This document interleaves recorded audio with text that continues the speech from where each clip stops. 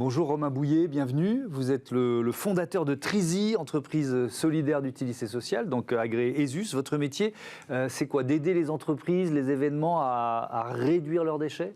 Bonjour.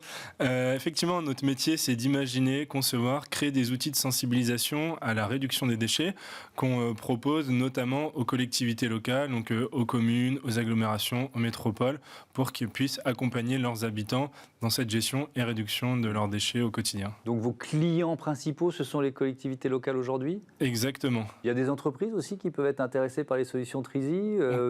Ça fait partie des pistes de développement, c'est ça? Oui, bien sûr, on commence à travailler aussi, à discuter avec plusieurs entreprises qui ont bien sûr des gros sujets aussi sur le traitement et sur la réduction de leurs déchets, mais c'est vrai que pour l'instant, on travaille principalement avec les collectivités locales. Alors on va prendre un exemple, parce qu'il y a toute une gamme de solutions assez innovantes que vous proposez. C'est l'exemple de cette Escape Game que vous avez organisé tout récemment. C'était le 30 septembre et 1er octobre à Poitiers. C'était quoi l'idée déjà ?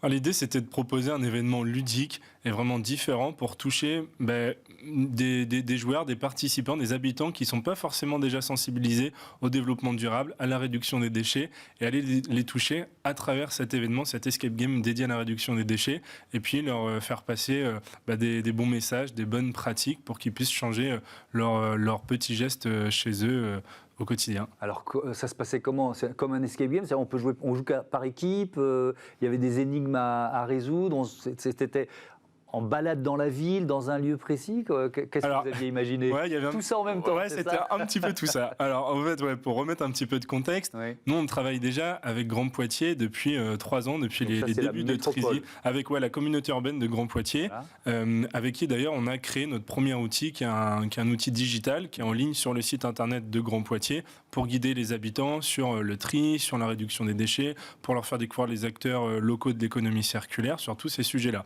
Et un des premiers objectifs d'organiser un événement, ça a été de faire découvrir notamment cet outil digital en ligne sur le site.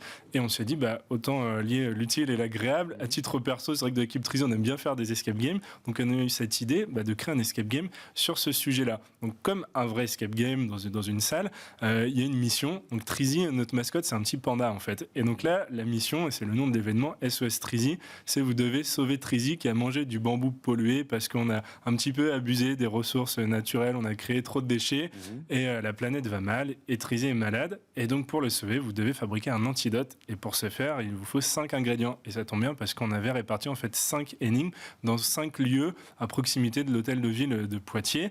Et les joueurs se déplaçaient de lieu en lieu justement pour résoudre les différentes énigmes et créer l'antidote qui sauvera Trizy. Ouais. Ce principe de l'escape game, de la pédagogie ludique en fait, parce que c'est vraiment ça, vous le proposez à d'autres collectivités, peut-être moins ambitieux que celui-là, un petit peu partout toute l'année. Est-ce que c'est votre produit de base en quelque sorte? En fait, ça devient un petit peu un produit d'appel finalement, parce que alors on a différents formats. Là, c'est vrai que c'était un gros format événementiel. On a eu beaucoup de communication, on a fait les choses, on va dire, en grand avec Grand Poitiers. On a d'autres outils qu'on a créés, notamment un escape game mobile, donc là qu'on peut facilement déplacer dans le format d'une poubelle, d'un container de poubelle qu'on a tous chez soi, où là on a fait des trappes, des accès, des mécanismes, tout un peu connecté.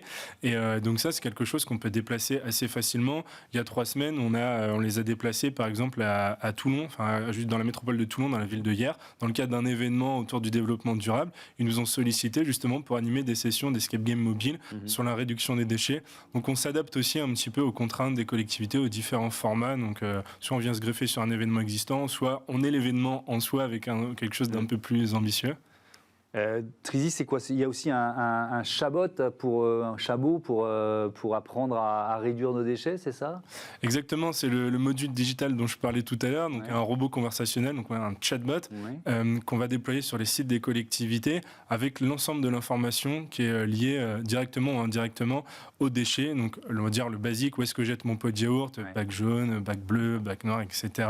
Mais l'idée, c'est d'aller plus loin et pour chaque déchet, de pouvoir donner le bon geste à faire, soit la manière manière de consommer un petit peu différemment pour éviter de produire ce déchet, soit une fois qu'il est produit, essayer de prolonger sa durée de vie et faire en sorte qu'il devienne un déchet le plus tard possible. Et ça passe notamment par l'économie circulaire, le réemploi, la revente, le don, la réparation.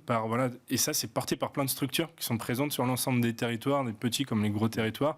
Donc notre mission, c'est aussi mettre en avant tous ces acteurs-là, toutes ces structures-là qui sont présentes sur l'ensemble des territoires français pour les valoriser et pérenniser ces structures. Merci beaucoup Romain Bouillet-Bonvent à Trizy. Voilà, c'est la fin de ce numéro de Smart Impact. Je remercie très vite Louise Perrin, Lily Zalkin, Théo Boscar et Saïd Mamou. Salut.